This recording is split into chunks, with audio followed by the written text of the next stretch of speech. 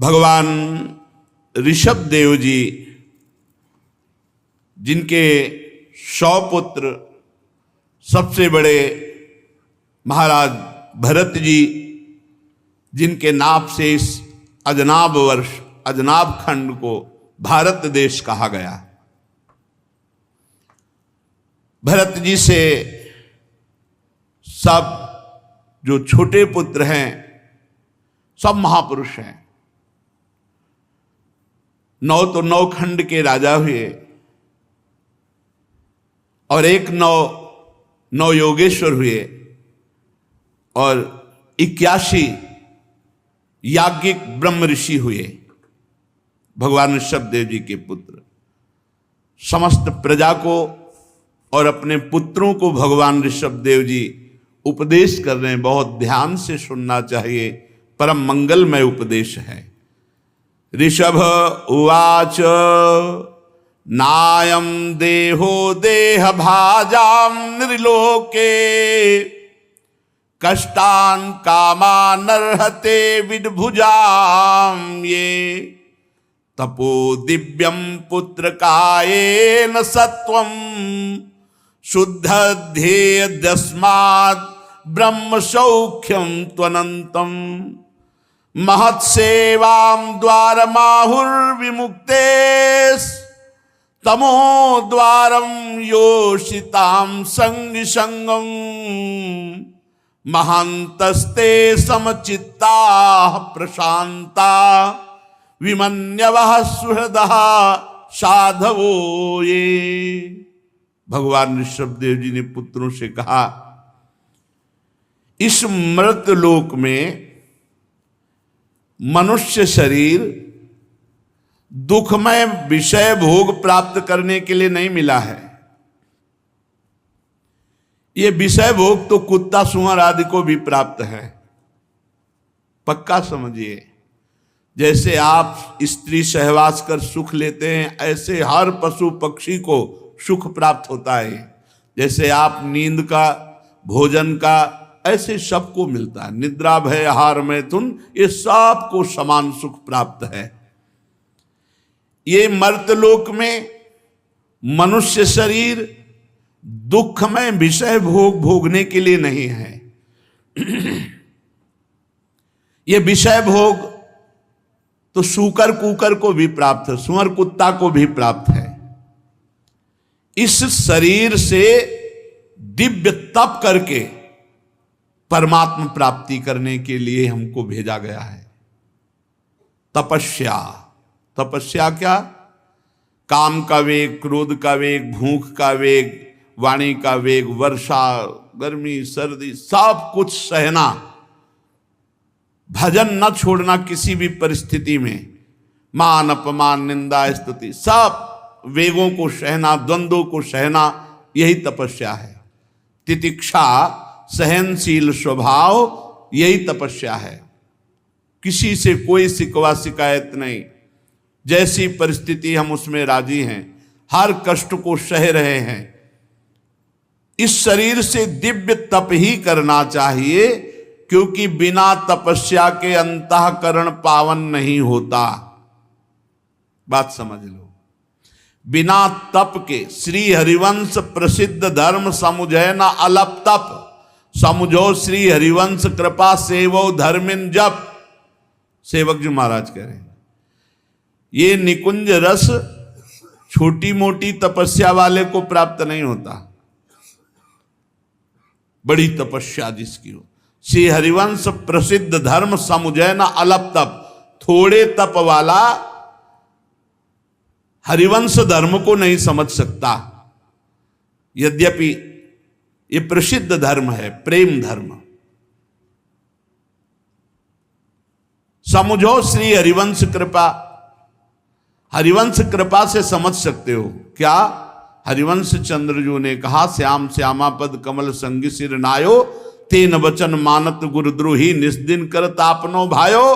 तो इत व्यवहार न उत परमारथ बीच ही बीच जो जन्म गवायो, जो धर्मिन सो प्रीति करत नहीं, कहा भयो धर्मी जो कहायो। करो श्री हरिवंश उपासक संग, जो प्रीति तरंग सुरंग भयो। सेवक जी महाराज कह रहे, हरिवंश धर्म को छोटे तप वाला नहीं समझ सकता, महान तपस्वी समझ सकता है। तो महान तप क्या है? भगवत प्रेमी महात्माओं का संग, उनकी सेवा, उनकी आज्ञा में चलना, उनका सुमिरन करना। श्री हरिवंश प्रसिद्ध धर्म समुझे न अलप तप, समुझो श्री हरिवंश कृपा। क्या? सेवहु धर्मिन जप। जो रसिक जन है, भगवत प्रेमी महात्मा है, उनकी सेवा, उनका सुमिरन, उनकी आज्ञा पालन, इसी परम तप के द्वारा आप प्रेम धर्म को समझ पाएंगे, भगवत प्राप्ति कर पाएंगे।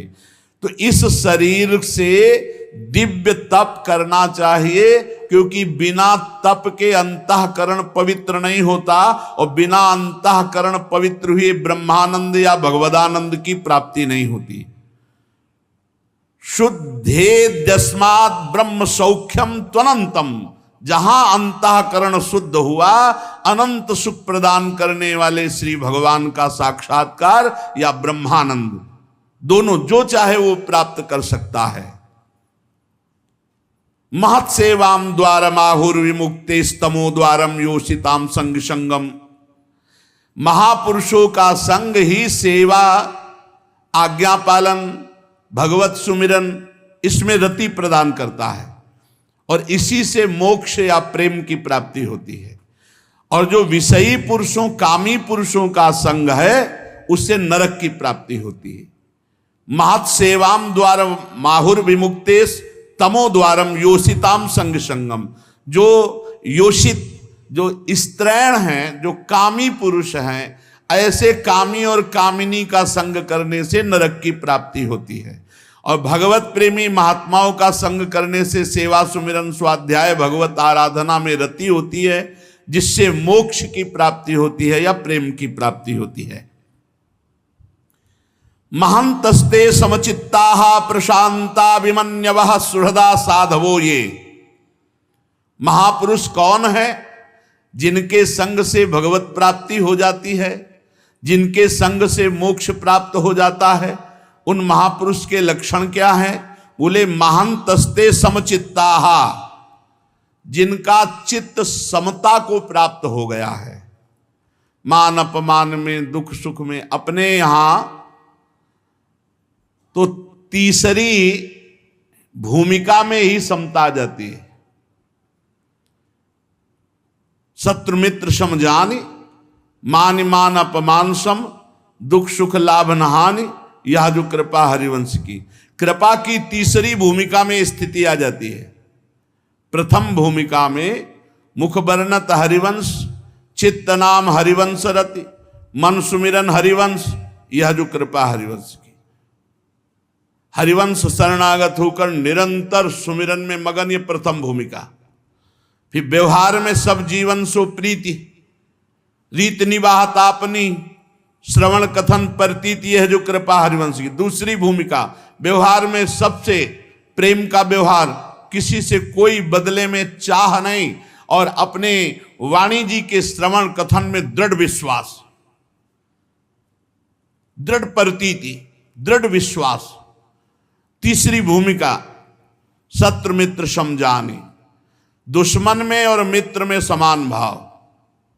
मान मान अपमान सम, मान में और अपमान में समभाव, लाभ हानि में समभाव, सुख दुख में समभाव। ये तीसरी स्थिति, तीसरी भूमिका जागृत हो गई। चौथी भूमिका भगवत प्रेम में डूबे हुए रसिक महापुरुषों का निरंतर सानिध्य प्राप्त होना। नितिक धर्मिन संग, रंग बढ़त नित नित सरस। तो नित नित प्रेम अभंग, यह जो कृपा हरिवंश की। और पांचवी भूमिका में निरखत नित्य विहार, पुलकित तन, लीला में प्रवेश। महापुरुष कौन है? जो कृपा प्रकरण में तीसरी भूमिका है, वो समचित्तानाम, किंचन मात्र किसी में कभी भी विषमता नहीं, ना किसी से राग, ना किसी से द्वेष, सब में एक अपने आराध्य देव को देखना, यही समता है। सर्वान वस्तुतया निरीक्ष परम स्वाराध्य बुद्धिर्मम, मेरे राधा वल्लभ लाल सब में विराजमान है। तो समचित्ता, प्रशांता, कैसी भी स्थिति आवे, हृदय में हलचल नहीं होनी चाहिए। चाहे जितनी सुखद स्थिति हो या दुखद, वही शांत स्थिति, वही भजन परायण स्थिति, ये महापुरुषों के लक्षण है। सबके प्रति समान भाव, किसी भी परिस्थिति में उद्विग्न या क्षोभ ग्रसित ना होना, भगवत विस्मरण ना होना, हर समय भगवत स्मृति में डूबा हुआ शांत स्थिति। चाहे जितनी भयावह स्थिति हो, चाहे जितनी सुखद हो, ना सुखद में हर्ष है ना भयावह में उद्विग्नता है, एकमात्र वो शांत स्थिति, शांताकारम। तो प्रशांता, परम शांत। फिर आगे विमन्यवः, विमन्यवः क्रोधहीन। कितना भी कोई गुस्सा दिलाए, कभी गुस्सा ना। जब प्रशांत है तो उसमें गुस्सा आ ही कैसे सकता है। जो समचित्ता प्रशांता, तो अपने आप स्थिति आ जाएगी। विमन्यवः, गोस्वामी जी मानो इसी की टीका कर रहे हैं। उमा जे राम चरण रत, विगत काम मद को, निज प्रभु में देखें जगत, तो केहि सन करहीं विरोध। सर्वत्र जब अपने भगवान को देख रहे तो किससे विरोध करेगा, किससे क्रोध करेगा। तो प्रशांता समचित्ता, जो सर्वत्र अपने प्रभु को देखता है, हर परिस्थिति में भगवत स्मरण परायण शांत रहता है और क्रोधहीन है। क्रोध कामना से आता है। जब हमारी कामना में बाधा पड़ती तो क्रोध जागृत हो जाता है, और जब कामना की पूर्ति होती तो लोभ जागृत हो जाता है। विमन्यवः क्रोधहीन, सुहृदः साधवो, ये जो सबका मंगल कैसे हो ऐसे स्वभाव वाला है, जिसका सदैव यही चिंतन रहता है कि सबका मंगल कैसे हो, वो महापुरुष है। जो समचित्ता, जो प्रशांता, जो क्रोध रहित विमन्यवः, और जो सुहृदः, सबका सुहृद है। सर्वभूत हिते रताः, सबका मंगल चाहता है, सबका हित चाहता है, सबका कल्याण चाहता है, सबका हित चिंतक। साधवो सदाचार परायण, चरित्र जिसका पवित्र है, ऐसे महापुरुषों का संग मोक्ष का खुला हुआ द्वार है। ऐसे महापुरुषों का संग निश्चित भगवत प्राप्ति करा देता है। जो समचित्त है, जो प्रशांत है, जो क्रोध रहित है, जो सबका हित मंगल सोचते रहते हैं, और जिनका चरित्र पवित्र है, निष्कलंक चरित्र है। ये वा मयि से कृत सौहृदार्था, जनेषु देहं भरवार्तिकेषु, गृहेषु जायात्मज रातिमत्सु, न प्रीतियुक्ता यावदर्थाश्च लोके। जो केवल मुझ परमात्मा में ही प्रेम करना, मेरा ही चिंतन करना एकमात्र जिनका पुरुषार्थ है, उन्हें महापुरुष कहते हैं। महापुरुष किसे कहते हैं, पीछे बताया। जो समचित्त हैं, प्रशांत हैं, क्रोध रहित हैं, सबका हित चिंतक करते हैं, और जिनका चरित्र पवित्र है, और जिनकी एकमात्र भगवान में स्थिति है। हर समय भगवान के चिंतन में जिनकी स्थिति है।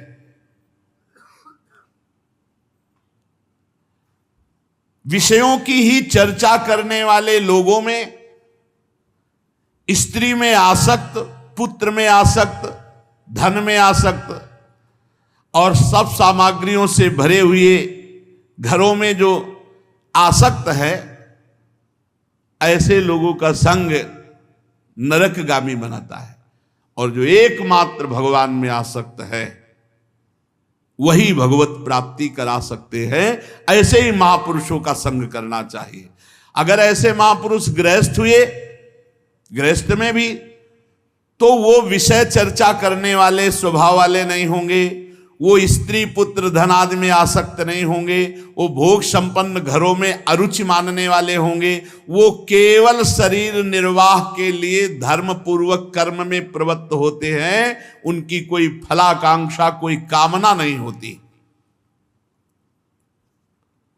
गृहेषु जायात्म जराति मत्सु न प्रीति युक्ता यावदर्थाश्च लोके। न उनकी स्त्री में आसक्ति है, न पुत्र में, न धन में, न घर में, न परिवार में, फिर भी वो घर परिवार में रहते हुए धर्म पूर्वक आचरण करते हैं, फल की आकांक्षा रहित स्थिति। नूनम प्रमत्तः कुरुते विकर्म यदीन्द्रिय प्रीतया प्रणोति न साधु मन्ये यत आत्मनोय मसन्नपि क्लेशदयास देहा। ये जो मनुष्य भगवत प्रेमी महात्माओं का संग नहीं करते, उनकी बुद्धि कुमति हो जाती है।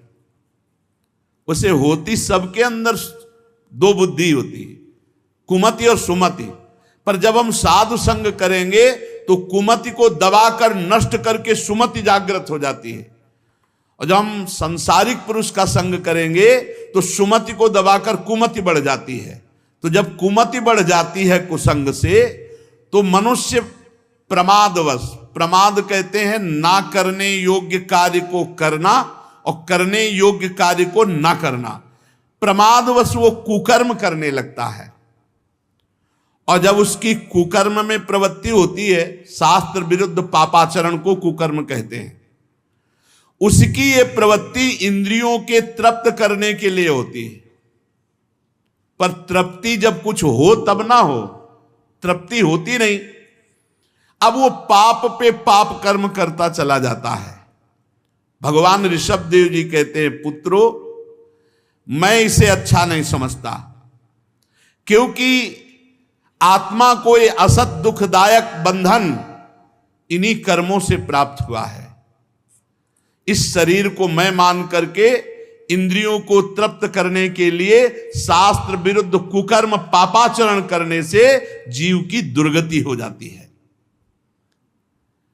जब जीव को आत्म तत्व की जिज्ञासा नहीं होती, तब वो देहाभिमान वश रहता है, देह को ही अपना स्वरूप मानता, मैं मानता है।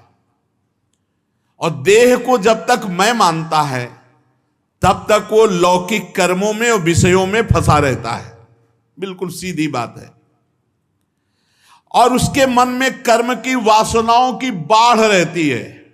ये कर लिया, वो कर लेंगे, ये भोग लिया, वो भोग लेंगे, ऐसा इतना जमा कर लिया, इतना हो जाए, इतना, और मर गया, और सब ऐसे ही पड़ा रहा। इसी से इसको जन्म मरण की प्राप्ति होती है। फिर समझिए, जिसको आत्म तत्व की जिज्ञासा नहीं होती, मैं कौन हूं, मेरा लक्ष्य क्या है, मैं यहां क्यों आया हूं, कब तक ये भटकता रहूंगा, तो उसे शरीर में मैं बुद्धि रहती है, आत्म जिज्ञासा ना होने के कारण। और शरीर में मैं बुद्धि होने के कारण वो इंद्रियों के भोगों में और कर्मों में फंसा रहता है।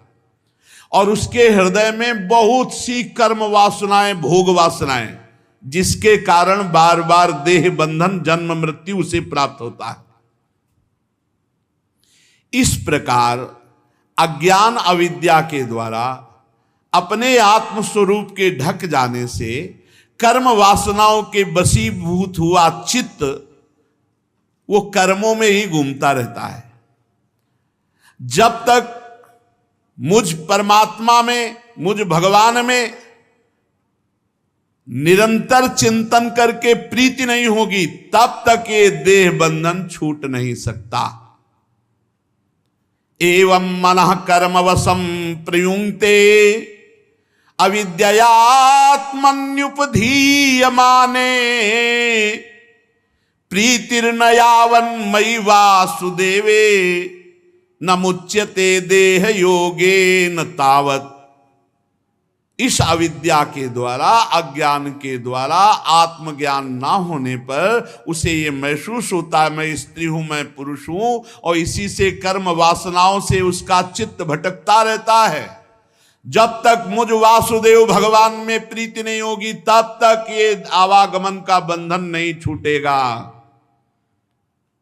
ये जीव पागलों की तरह चेष्टा किए जा रहा है, ये पता नहीं हर चेष्टा का फल है तुम्हें भोगना पड़ेगा, बस किए जा रहा है। जब तक विवेक दृष्टि का आश्रय लेकर इंद्रियों को भोगों से नहीं हटाएगा, इंद्रियों की मांग को मिथ्या नहीं मानेगा, इंद्रियों की मांग को हम सत्य मानते हैं, सुखमय मानते हैं, तभी हमारे आचरण बिगड़ जाते हैं। जब हम इंद्रियों की मांग को मिथ्या माने, ये व्यर्थ फंसाने वाली मांग कर रही, जब तक विवेक दृष्टि का आश्रय लेकर इंद्रियों की चेष्टाओं को मिथ्या नहीं देखा, मिथ्या नहीं माना, तब तक उसे आत्मज्ञान की स्मृति नहीं होती और वो अज्ञानवश विषय प्रधान शरीर में, घर में, स्त्री में, पुत्र में आसक्त होकर तरह तरह के क्लेश उठाता रहता है। वैसे ही भगवान की माया का बड़ा विचित्र बंधन है। फिर स्त्री और पुरुष, इनका जो दाम्पत्य सुख बंधन है, ये तो बहुत ही विचित्र है। पंडित जन कहते हैं, ज्ञानी जन, कि जड़ चेतन की एक ग्रंथि तो बंधी है ही है, जो ना होने पर भी बहुत जोर की बंधी है, और ऊपर से और दाम्पत्य सुख की, स्त्री पुरुष की ऐसी आसक्ति प्रकट होती है भगवान की माया की। उसको पता नहीं मिनट का, और वादा करते हैं, बोले 7 जन्म तक हमारा आपका, फिर कहते 7 जन्म नहीं, जन्म जन्म तक, मतलब पूरा काल, पूरा सिस्टम इनके अधीन हो गया, पूरा सिस्टम अधीन है। वो कह रहे कि हम आप तुम्हारा साथ नहीं छोड़ेंगे, 1 जन्म नहीं और 7 जन्म तक, और 7 जन्म नहीं, जन्म जन्म तक हम तुम्हारा निर्वाह करें। मतलब इतना बड़ा वो महापुरुष हो गया कि पूरे सिस्टम को रोक करके जन्म जन्म उसी के साथ रहेगा। एक जगह साथ रह सकते हो, दोनों मिलकर भजन करो और भगवान का चिंतन करते हुए दोनों शरीर छोड़ो तो एक ही जगह पहुंच जाओगे, तो एक ही जगह पहुंच जाओगे।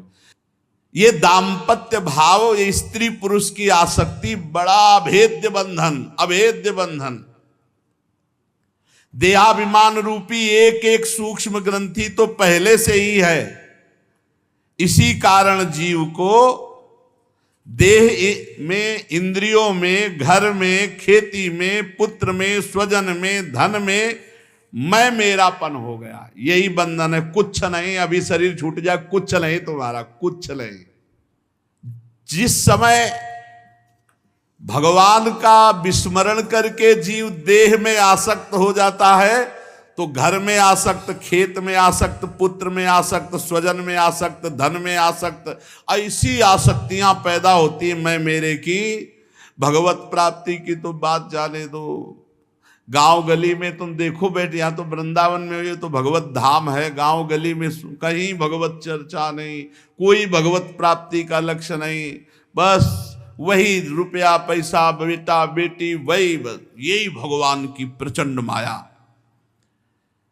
जिस समय सत्संग मिलता है तब ये ग्रंथियां ढीली होने लगती हैं, तब ग्रंथियां ढीली, जब सत्संग मिलता, अगर तभी कहा गया है कि सुत दाराधन लक्ष्मी पापियों के घर होए, संत समागम हरि कथा तुलसी दुर्लभ दोए, तब ये हृदय ग्रंथि ढीली होती है।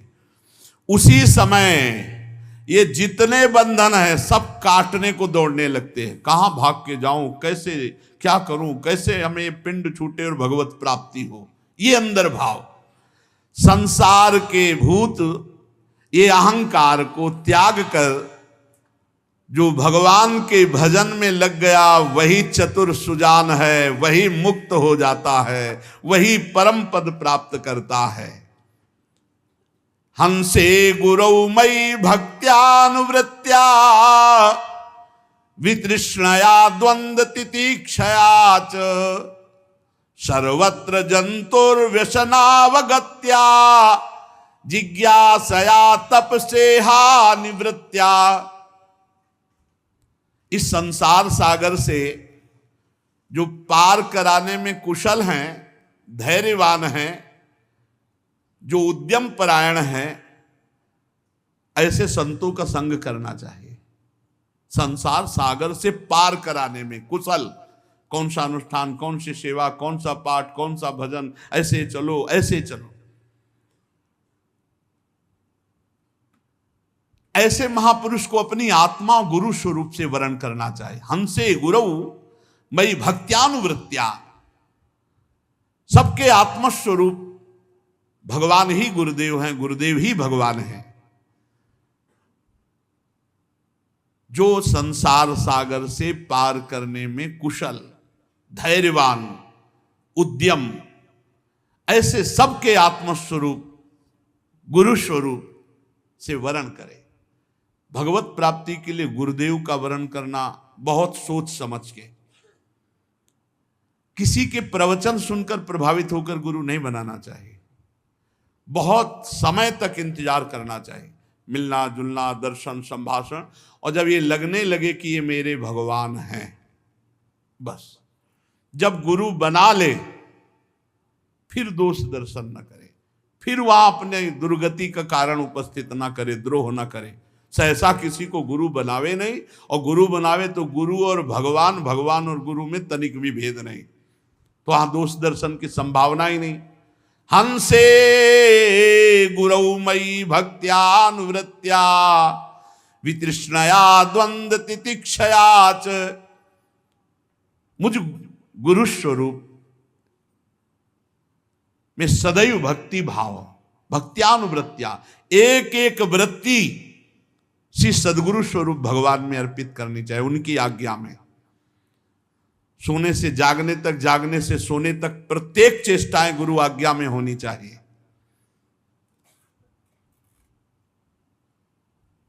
भगवान की प्राप्ति गुरुदेव की कृपा से है, गुरु कृपा ही केवलम। गुरुदेव ही भगवान है, भगवान ही गुरुदेव है। उनकी आज्ञा में जीवन समर्पित कर दे वो धन्य भाग। कोई बिरला ही होता, मनमानी तो पूरा सृष्टि चल रही, गुरु मानी कोई बिरला ही होगा, और जो गुरु मानी होगा वो भगवत परायण होगा। सर्वत्र जंतुर्व्यसनावगत्या जिज्ञासया तपसेहा निवृत्त्या मत्कर्मभिर मत्कथया च नित्यम मद्देव संगाद गुण कीर्तनान में निर्वैर साम्योपसमेन पुत्रा जिहासया देह गेहात्म बुद्धि। मेरे परायण हो जाए और भोगों की तृष्णा का त्याग कर दे। भोगे हुए भोगों का जो स्मरण होता है और फिर भोगने की इच्छा होती है, उसी का नाम तृष्णा है। मेरे परायण रहे, तृष्णा का त्याग कर दे, सुख और दुख में समान भाव रहे। हर योनि में दुख उठाना पड़ता है, तो ये जो हमें मनुष्य देह मिली इसमें हम दुख भोग कर पवित्र हो रहे हैं। भोगना चाहिए, घबराना नहीं चाहिए दुख से। जितना दुख मिलेगा उतना ही हम पवित्र होकर भगवान की तरफ बढ़ रहे हैं। तत्व जिज्ञासा से, तपस्या से, सकाम कर्मों के त्याग से, मेरे लिए ही कर्म करने से, मेरी कथाओं को रोज सुनने से, मेरे भक्तों के संग मेरा नाम कीर्तन करने से, किसी से भी सृष्टि में वैर ना करने से, समता से, शांति से, शरीर घर आदि में मैं मेरेपन भाव को त्यागने की इच्छा से, रोज शास्त्र स्वाध्याय से, कुछ समय एकांत सेवन से, प्राण इंद्रिय और मन के संयम से, शास्त्र और संत पुरुषों के वचन सुनकर उनमें यथार्थ बुद्धि रखने से, पूर्ण ब्रह्मचर्य से, कर्तव्य कर्मों को निरंतर सावधान होकर करने से, मौन से, मेरी ही सत्ता देखने से, अनुभव ज्ञान सहित तत्व विचार से, योग साधना से, इन सब साधनों से जो वर्णन किए गए, अहंकार का नाश हो जाता है और लिंग शरीर लीन हो जाता है, वो मोक्ष पदवी प्राप्त कर लेता है। कोई साधन पकड़ लो, इतने साधन बताए भगवान ऋषभ देव जी ने। पहली बात, संत महापुरुषों का संग मोक्ष प्रदान करने वाला, कामिनी कामी विषयी पुरुषों का संग नरक प्रदान करने वाला। कैसे संत महापुरुष होते हैं? तो बोले समचित्त, प्रशांत, क्रोध रहित, सबका कल्याण चाहने वाले और सदाचार परायण अर्थात पावन चरित्र। ऐसे संतों का जब संग किया जाता है तो हमारे हृदय में भागवतिक साधन उदय हो जाते हैं। हम सदगुरुदेव का वर्णन करें, आत्मस्वरूप सदगुरुदेव, मेरी आत्मा सदगुरुदेव भगवान, सदगुरुदेव भगवान मेरी आत्मा है, और अनन्य भाव से उनकी भक्ति करने से, भगवान के परायण से, भोगे हुए भोगों का त्याग करने से, सुख दुख में समान भाव, हर योनि में दुख भोगना है तो मनुष्य योनि में दुख भोग करके भगवान को प्राप्त कर लेंगे, अन्य योनियों में जाना ही नहीं पड़ेगा। इस विचार से, तत्व जिज्ञासा से, तपस्या से, सकाम कर्म के त्याग से, भगवान के लिए ही कर्म करने से, भगवान की रोज कथाएं सुनने से, भक्तों के संग नाम कीर्तन करने से, बैर त्याग से, क्षमता से, शांति से, शरीर घर आदि में मैं मेरेपन के भाव का त्याग करने से, अध्यात्म शास्त्रों का स्वाध्याय करने से, कुछ समय एकांत सेवन का स्वभाव बनाने से, प्राण इंद्रिय और मन के संयम से, संत पुरुषों के वचन पर बिल्कुल सत्य बुद्धि रखने से, पूर्ण ब्रह्मचर्य से, मौन से, सर्वत्र भगवान की सत्ता देखने से, ये योग साधना से अहंकार नष्ट हो जाता है, लिंग शरीर लीन हो जाता है और वो परम पद का अधिकारी होता है। मनुष्य को चाहिए सावधान रहकर अविद्या के द्वारा बंधे हुए हृदय ग्रंथि को गुरुजनों के उपदेश से, शास्त्र ज्ञान से काट डालो, इसी जन्म में काट डालो। क्या हृदय ग्रंथि है? मैं स्त्री हूं, मैं पुरुष हूं। वैसे मैं अविनाशी चैतन्य परमात्मा का अंश हूं, पर अज्ञान के कारण मैं अपने को स्त्री पुरुष मान रहा हूं। ये हृदय में ग्रंथि जो पड़ गई है, इसे गुरुदेव के द्वारा दी हुई उपासना से काट डालो, शास्त्र के वचनों का मनन करके इसे मिटा दो। मैं ना स्त्री हूं ना पुरुष हूं, मैं भगवान का अंश, भगवत स्वरूप हूं। क्योंकि यही ग्रंथि, जड़ चेतन ग्रंथि, इसी में सारे कर्म करने का उत्साह, कर्म संस्कार, वासनाएं, भोग वासनाएं इसी में रहती, इसी में। अहंकार रूपी, देहाभिमान रूपी महल में एक कर्म रहते, कर्म संस्कार रहते हैं, भोग वासनाएं रहती, यही। और जब देहाभिमान नष्ट हो जाए तो सब साधनों को छोड़ दे। अब कर्ता भाव भी गया साधन का। अब जो हो रहा है वो गुणानुगुण वर्तनते और वो अपने स्वरूप में है। जिसको मेरे लोक की इच्छा हो,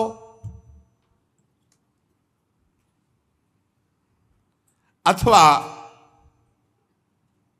मेरे अनुग्रह प्राप्ति को परम पुरुषार्थ मानता हो, तो मेरी इस आज्ञा का पालन करे। ऋषभदेव भगवान आज्ञा कर रहे हैं कि मेरे परम पद को प्राप्त करना, मेरी कृपा को प्राप्त करना, तो मेरी आज्ञा का पालन करना। वही राजा राजा है जो अपनी प्रजा को भगवान के भजन में लगा दे। ये बात समझना है। पुत्रांश्च शिष्यांश्च नृपो गुरुर्वा मल्लोक कामो मदनो ग्रहार्थः इत्थं विमन्युरनुशिष्य दत्त ज्ञान न योजयेत कर्मसु कर्म मूढ़ाम। यदि राजा हो तो अपनी प्रजा को यही उपदेश करे कि भगवान का भजन करते हुए अपने कर्तव्य कर्म का पालन करो, इसी जन्म में भगवत प्राप्ति कर लो। यदि गुरु हो तो अपने शिष्य को यही शिक्षा दे कि अपने कर्तव्य का पालन करते हुए निरंतर भगवान का भजन करो, नहीं तो इस जीवन का कोई लाभ नहीं है। यदि पिता हो तो अपने पुत्रों को यही शिक्षा दे। अज्ञान के कारण यदि शिष्य अपने गुरु के अनुसार न चलकर कर्मों को परम पुरुषार्थ माने तो उन पर ज्यादा क्रोध न करे, समझा बुझाकर फिर उनको लावे और संसार के अंधकूप में ना गिरने दे, उन्हें भगवान तक पहुंचावे।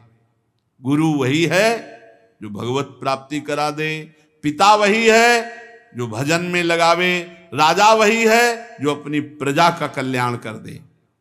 उन्हें विषयासक्ति युक्त काम कर्मों में फंसने न दे, डांट के फटकार के दुलार के जैसे माने वैसे। जैसे कोई अंधा पुरुष किसी अंधे कुएं के मार्ग में गिरने जा रहा हो तो नेत्र वाला उसे कैसे गिरने देगा, आगे जाके दौड़ के बचाएगा। ऐसे गुरु अपने शिष्य को, पिता अपने पुत्र को, राजा अपनी प्रजा को बचाए, संसार रूपी अंधे कुएं में ना गिरने दे, उन्हें भगवान के भजन में लगाकर उनका कल्याण करे।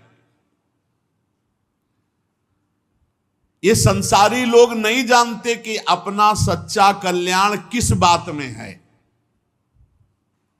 ये लोग तो इतना जानते हैं कि ये भोग मिल जाए, ये रुपया मिल जाए, ये पद मिल जाए, ये जमीन मिल जाए, बस इतना।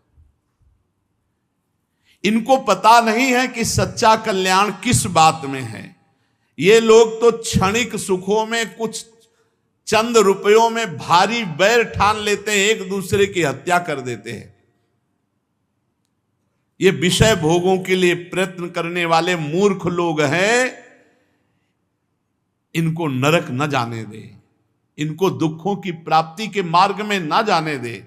घेरे इनको प्यार से, दुलार से, डांट फटकार के जैसे बने, इन्हें भगवान के मार्ग में लगावे। और जो मूर्ख बिल्कुल ही बात नहीं मानते तो फिर अन्योन्य वैरः सुख लेस हेतो रनंत दुखम चन वेद मूढ़ा। इन मूर्खों को, मूढ़ों को बोले जहां सुख का लेस भी नहीं, ऐसे घोर दुख में नरक की प्राप्ति होती है। बचा ले, इन प्राणियों को बचा ले।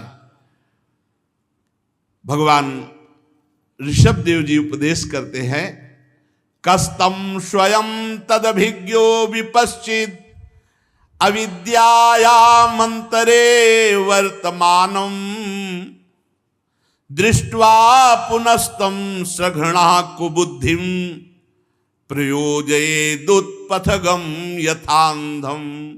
गुरुर्न सस्यात् स्वजनो न सस्यात् पिता न सस्यात् जननी न सस्यात् दैवं न तत्स्यान्न पतिश्च सस्यान् न मोचयेद्यः समुपेत मृत्युम इदं शरीरम मम दुर्विभाव्यम सत्वं हि मे हृदयं यत्र धर्मः पृष्ठे कृतो मे यद धर्माराद अतो हि मां वृषभं प्राहुरार्या। तस्माद् भवन्तो हृदयेन जाताः सर्वे महीयान् सममुं सनाभम् अक्लिष्ट बुद्ध्या भरतं भजध्वं शुश्रूषणम तद्भरणम प्रजानम। जैसे गड्ढे में दलदल में कोई गिरने जा रहा हो तो आंख वाला पुरुष उसे गिरने नहीं देगा, उसे बचा लेगा। वैसे ही ये अज्ञानी जन अविद्या में फंसकर पाप कर्म की ओर, दुख की ओर जा रहे हैं। कौन ऐसा दयालु संत होगा जो इनको बचाए ना? जानबूझकर उसे कौन गिरने वाले मार्ग में जाने देगा या जाने की प्रेरणा करेगा? इसलिए वही गुरु गुरु है जो अपने शिष्य को भगवत संबंधी उपदेश करके मृत्यु की फांसी से बचा ले। वही स्वजन स्वजन है जो अपने स्वजन को भगवान के भजन में लगा दे। वही पिता पिता है जो अपने पुत्र को भगवान के भजन में लगा दे। वही माता माता है जो अपने पुत्र को भगवान के भजन में लगा दे। वही देव देव है जो परम देव प्रभु में लगा दे। वही पति पति है जो अपनी पत्नी को भगवान के भजन में लगा दे। अगर नहीं तो गुरु गुरु नहीं, वो स्वजन स्वजन नहीं, वो पिता पिता नहीं, वो माता माता नहीं, वो देव देव नहीं, वो पति पति नहीं। मैंने जो ये अवतार धारण किया है ये बुद्धिगम में नहीं है, ये बुद्धि से अतीत है। शुद्ध सत्व ही मेरा हृदय है। मैं सदैव परम धर्म में स्थित हूं। मैंने अधर्म को बहुत पीछे ढकेल दिया, इसीलिए मुझे ऋषभ कहते हैं, महान बलशाली। पुत्रों, तुम सब मेरे अंश हो। ये अपने 100 पुत्रों को ही नहीं कह रहे, हम सब उन्हीं के पुत्र हैं। पुत्रों, तुम सब मेरे अंश से प्रकट हुए हो। ममैवांशो, गीता में भगवान श्री कृष्ण। मानो ना, हम गृहस्थ हैं, हम स्त्री हैं, हम पुरुष हैं, ये वो पापाचरण करके दुर्गति। ममैवांशो, तुम मेरा अंश भगवान के हैं। यहां भगवान ऋषभ जी कह रहे हैं तुम मेरे अंश हो, मेरे से प्रकट हुए हो। इसलिए ईर्ष्या मत्सर छोड़ो, महाभागवतों की सेवा करो। पुत्रों, तुमसे सबसे बड़े जो भरत हैं ये महाभागवत है, इनकी सेवा करो, इनकी आज्ञा में रहो। यही तुम्हारा प्रजापालन कार्य भी करेंगे। अन्य सब भूतों की अपेक्षा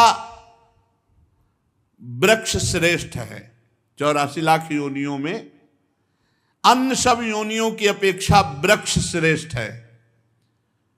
वृक्ष में भी चलने वाले जीव श्रेष्ठ है, उनमें भी कीटादि श्रेष्ठ है, कीटादि से भी पशु श्रेष्ठ है, पशुओं में फिर मनुष्य श्रेष्ठ, मनुष्यों में भी प्रमथ गण श्रेष्ठ, प्रमथों में भी गंधर्व श्रेष्ठ, गंधर्वों में भी सिद्ध श्रेष्ठ, सिद्धों में भी देवता श्रेष्ठ, देवताओं में किन्नर श्रेष्ठ, उनसे असुर, असुर से जो आदि देवता, उन देवताओं से इंद्र देवता, इंद्र देवता से ब्रह्मा जी। ऐसे ब्रह्मा जी के पुत्र दक्ष प्रजापति आदि सर्वश्रेष्ठ पद पर जो ब्रह्मा जी, भगवान शंकर और भगवत प्रेमी महात्मा मुझसे भी श्रेष्ठ है। भगवान ने बात कही। मेरे पूज्य कौन? बोले ब्रह्म ऋषि, भगवत प्रेमी महात्मा।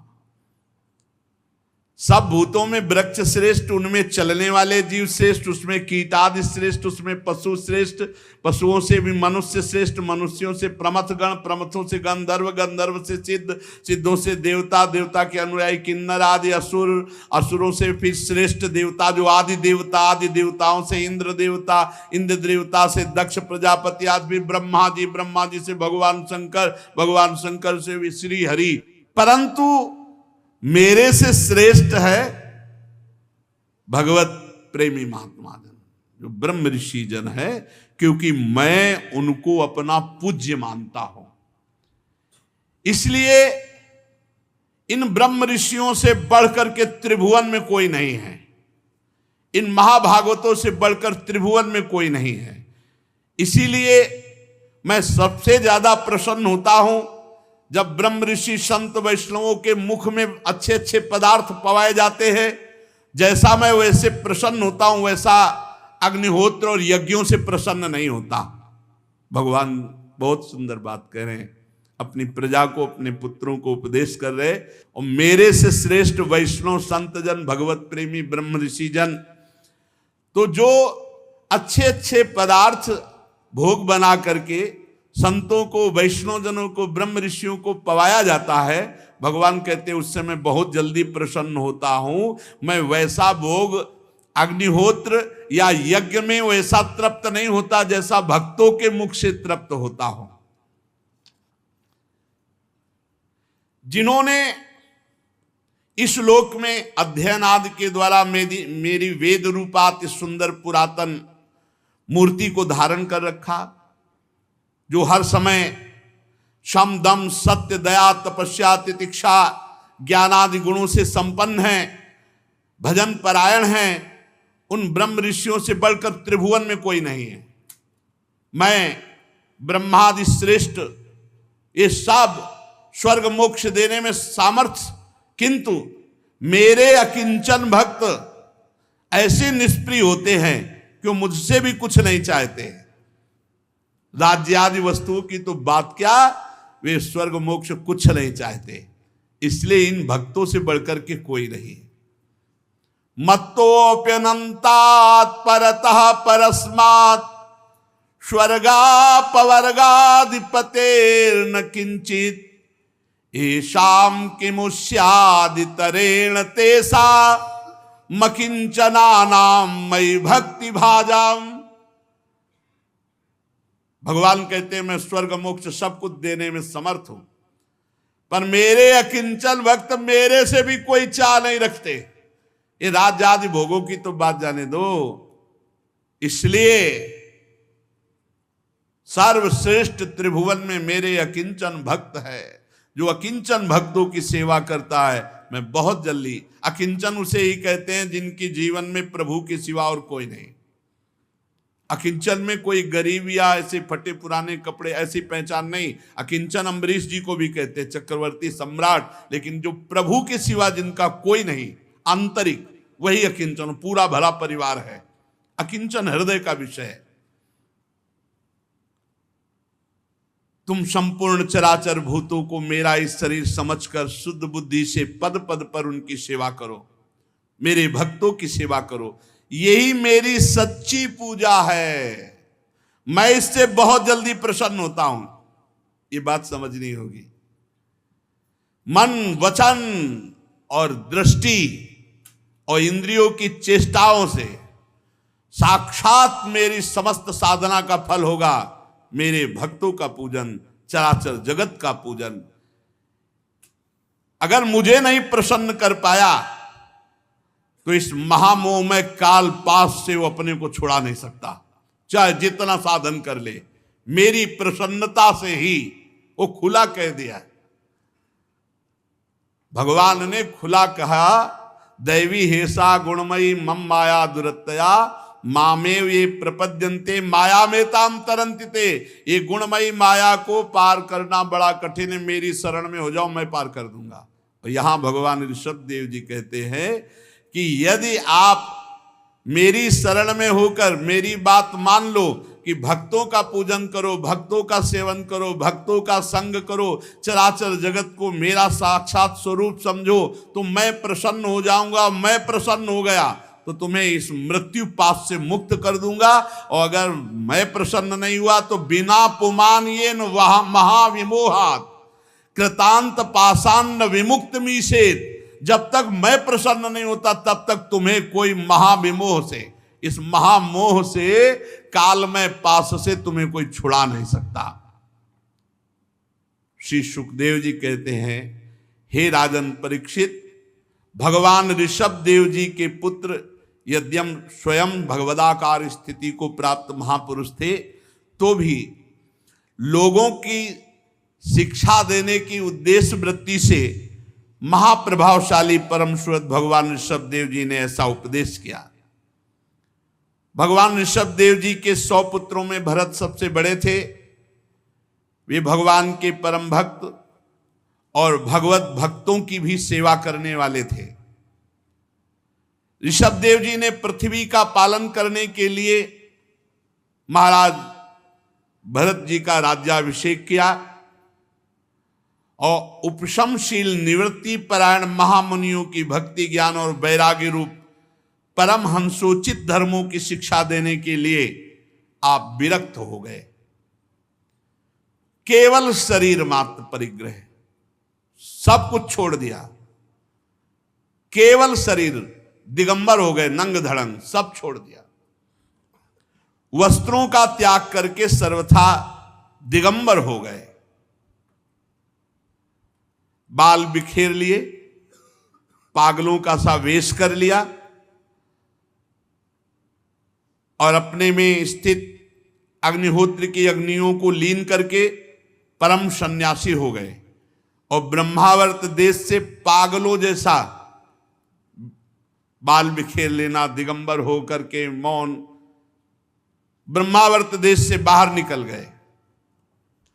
वो सर्वथा मौन, जडांध मूक बधिर पिशाचोन्मादक वद अवधूत वेशो भी भाष्यमाणोपि जनानाम गृहीत मौन व्रतस्तूष्णीम बभूव। वह पूरे मौन का मतलब किसी भी तरह बात न करना, ना अच्छी न बुरी न भागवतिक न प्रापंचिक।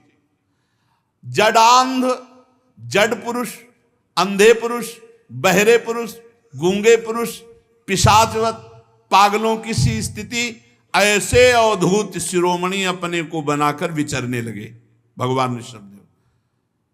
महाराज भरत को राजगद्दी पर बिठा दिया। अब वो कभी नगरों से निकलते, गांवों से, कभी किसानों की बस्तियों से, बगीचों से, पहाड़ों से, जहां जैसे शरीर चल रहा है बस चल रहा है। रास्ते से निकलते तो जैसे हाथी को मक्खियां सताती है, ऐसे ही मूर्ख लोग जान नहीं पाए ये कौन है। कोई ईंट मारता, कोई गाली देता, कोई जैसे पागल, अब नंग धड़ंग दिगंबर वेश ऐसे लोग बहुत तंग करते। देखो,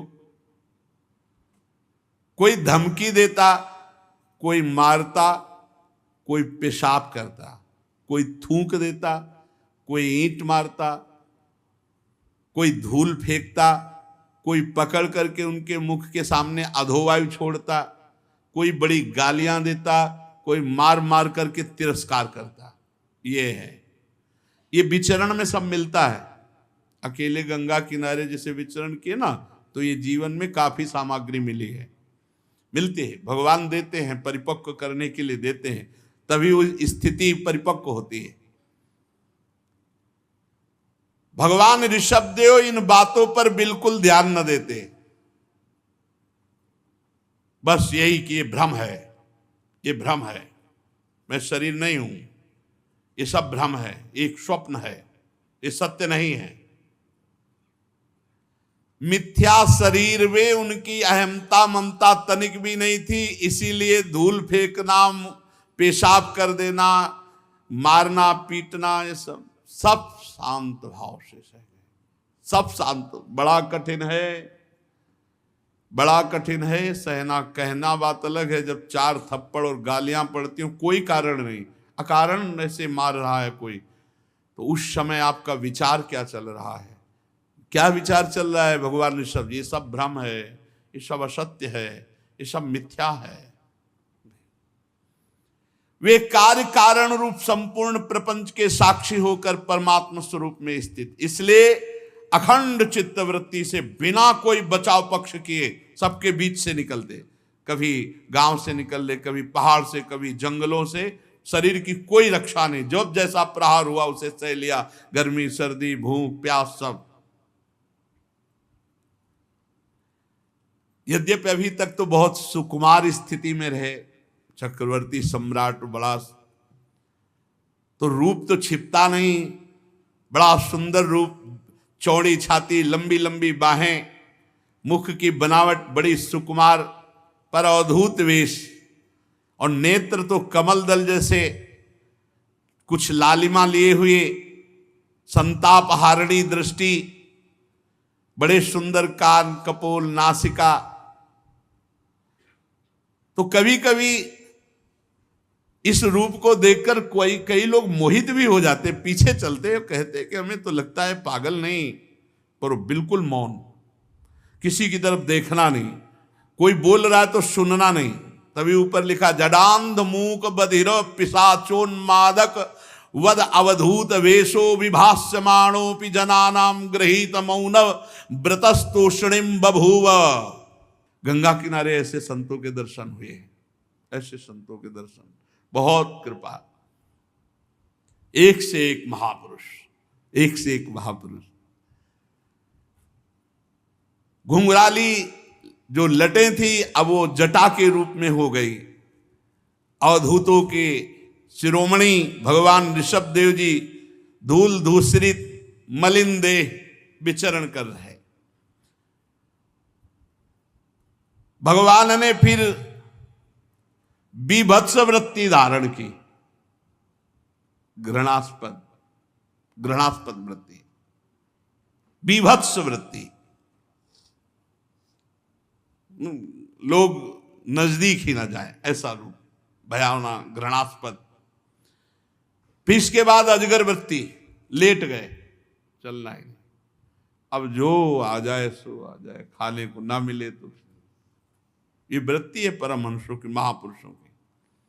एक महापुरुष अगर पुराने इनमें से हो तो यहाँ चौराहे पे पड़े रहते थे भगवान दास जी महाराज, उनको पागल से ज्यादा किसी ने कुछ नहीं समझा, और वो सिद्ध महापुरुष, अवधूत वृत्ति को प्राप्त महापुरुष थे। पूरे लक्षण उनमें थे, पूरे लक्षण।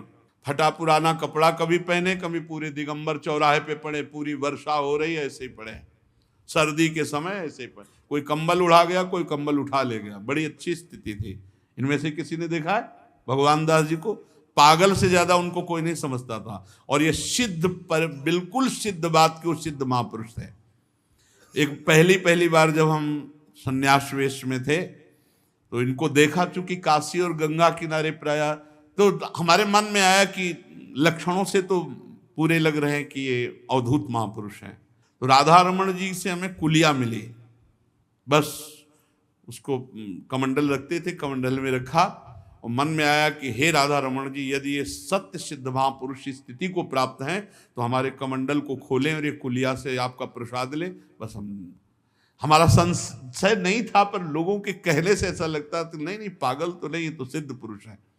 आपसे सत्य कह रहे, बीच रमण रेती में एक पेड़ था, चबूतरा था, जो पूर्व के जन है वो जानते हैं, वो रोड बनने पर हट गया, उसी पे उस दिन बैठे मानो इंतजार कर रहे हो, नंग धड़ंग ऐसे, बिल्कुल सरल भाव से आए, गले में हाथ डाला और बंगाली भाषा में कुछ बोले, बंगाली शरीर था, अब हमें बंगाली आती नहीं, क्या बोले हमें पता नहीं, और हमारा कमंडल खोला, कुलिया निकाली, ऐसे 2 बार चाटा, उसमें रखा और ढक्कन बंद किया, और बस उसी समय साष्टांग दंडवत की।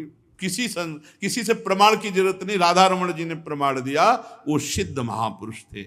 ऐसी अवधूत चर्या, बिल्कुल यथावत, बिल्कुल यथावत। महापुरुष के बिना ऐसा, पूरी वर्षा हो रही, दिगंबर ऐसे पूरे ऐसे, आग, सर्दी में कम्बल उड़ा गए, 1-2 कुत्ते भी आसपास सो रहे कम्बल में, वो भी सो रहे वैसे। कुछ दिन तो यहाँ लिखा भी रहा है भगवान दास चौराहा, फिर तो इसके बाद भगवान ऋषभ देव जी ने अजगर वृत्ति धारण की। सो शेष चर्चा आगे। श्री राधा वल्लभ लाल की जय।